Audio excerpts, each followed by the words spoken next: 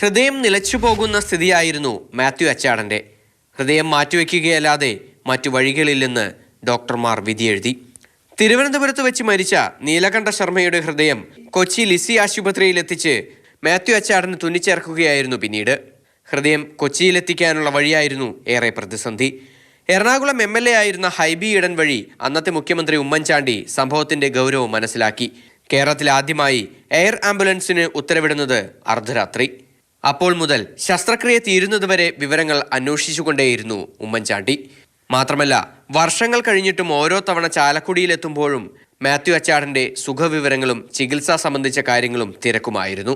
എനിക്ക് അന്ന് വയ്യാണ്ടായിരുന്നപ്പോൾ അത്ര നമുക്ക് അങ്ങനെ ഇത്ര പെട്ടെന്നൊന്നും ഇങ്ങനെ സക്സസ് ആവുമെന്ന് വിചാരിച്ചില്ല. ഹാർട്ട് കിട്ടുമെന്ന് തന്നെ സംശയമാണ്. അതുകൂടെ പിന്നെ ഉമ്മൻചാണ്ടി സാറിന് ഭയങ്കര ഉപകാരമായിരുന്നു. ആള് ഒരു ശ്രദ്ധ നമ്മുടെ കാര്യത്തിൽ പ്രത്യേക ശ്രദ്ധ ഉണ്ടായിരുന്നു എന്നുള്ളതാണ്. കാരണം അത് എന്ത് കാര്യത്തിനൊരു ബ്ലോക്ക് വരരുത്, അതായത് പിന്നെ ഓപ്പറേഷൻ കഴിഞ്ഞാൽ അറിയിച്ചോളൂ, അങ്ങനെ ഒരു പ്രത്യേക ഒരു ശ്രദ്ധ ഉണ്ടായിരുന്നു. ഒന്നുമില്ലായ്മയിൽ ഇങ്ങനെ കഷ്ടപ്പെട്ട് ഓട്ടോ അടിച്ച് നടത്തിയിരുന്ന ആൾ. അവർ മുഖ്യമന്ത്രി നമ്മുടെ കാര്യത്തിലൊക്കെ ഇത്രയും കരുതലെന്ന് പറയുമ്പോഴേ നമുക്കൊരിക്കലും അത് മറക്കാൻ പറ്റാത്തൊരു വ്യക്തിത്വമാണ് അത്.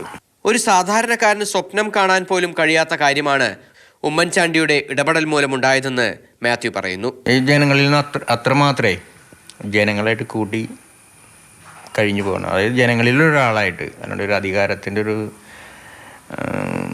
ധാർഷ്ട്യമൊന്നും ഇല്ലാത്തൊരു പച്ചയായ മനുഷ്യൻ. നാട്ടുകാരുടെ ഉൾപ്പെടെ നിരവധി പേരുടെ സാമ്പത്തിക സഹായം കൊണ്ടാണ് ചികിത്സയെല്ലാം നടന്നിരുന്നത്. നിർണായക സമയത്ത് കൃത്യമായ നടപടിയെടുത്ത ഉമ്മൻചാണ്ടിയെ ഓരോ ദിവസവും ഓർക്കുന്നു ഈ കുടുംബം. മാതൃഭൂമി ന്യൂസ്, തൃശൂർ.